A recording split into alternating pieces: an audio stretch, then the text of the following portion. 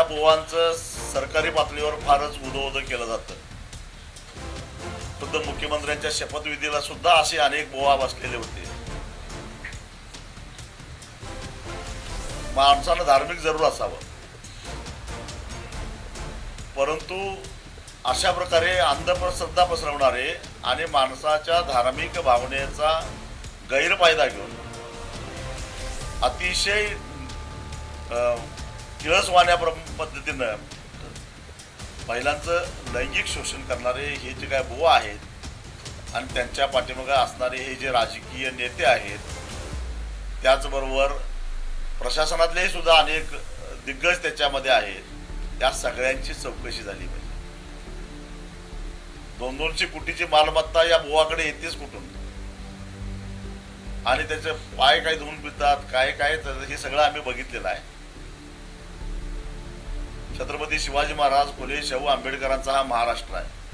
हा महाराष्ट्र हे लोक कुठे घेऊन चाललेले आहेत? केवळ रुपाली चाकणकरांचाच राजीनामा घेऊन चालणार नाही.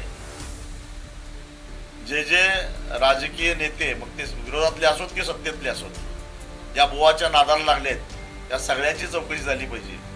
कारण हजारो स्त्रियांचं लैंगिक शोषण या ठिकाणी झालेलं आहे.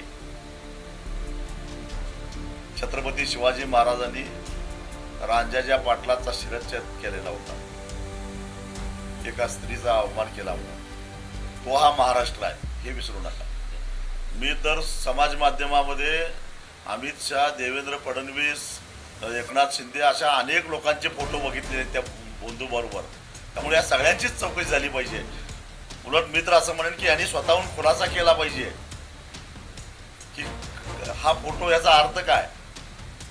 गर्दीत कळत न कळतपणे फोटो काढणं वेगळं, कारण बऱ्याच वेळा होतं सार्वजनिक जीवनामध्ये समोर असलेला माणूस कोण आहे, कसा आहे माहिती नसताना कुणीतरी फोटो काढतं. परंतु एखाद्या कार्यक्रमाच्या निमित्तानं, एखाद्या विशेष कार्यक्रमाच्या निमित्तानं जेव्हा आपण अशा बंधूबरोबर बसतो, त्यावेळी तो कोण आहे आणि त्याला ज्या पद्धतीनं सन्मान मिळतो हे अत्यंत गंभीर आहे. आणि त्याचाच गैरफायदा घेऊन हे लोक दुबळ्या, दीनदुबळ्या स्त्रियांचं शोषण करत असतात, त्यांना भीती घालत असतात, त्यांना कायद्याचा धाक राहत नाही. आणि त्यामुळे याची सखोल चौकशी झाली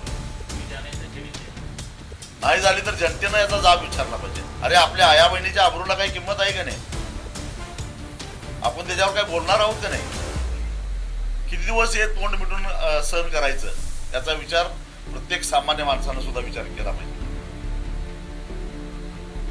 ज्या दिवशी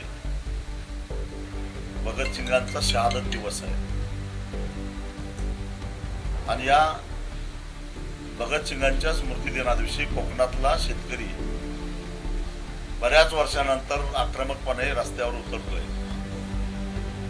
ज्या सरकारनं त्याच्या मागण्याकडे दुर्लक्ष केलं, बेदखल केलं,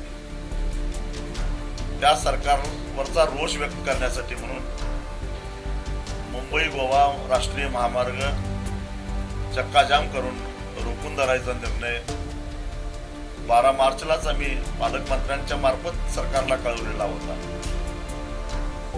10 दिवस थांबलो आम्ही, परंतु निर्णय काय अजून झालेला नाही आहे. म्हणून ठरलेलं आंदोलन हे 23 मार्चला सकाळी 10:30 वाजता नांदगाव तिट्याला होणार म्हणजे होणार.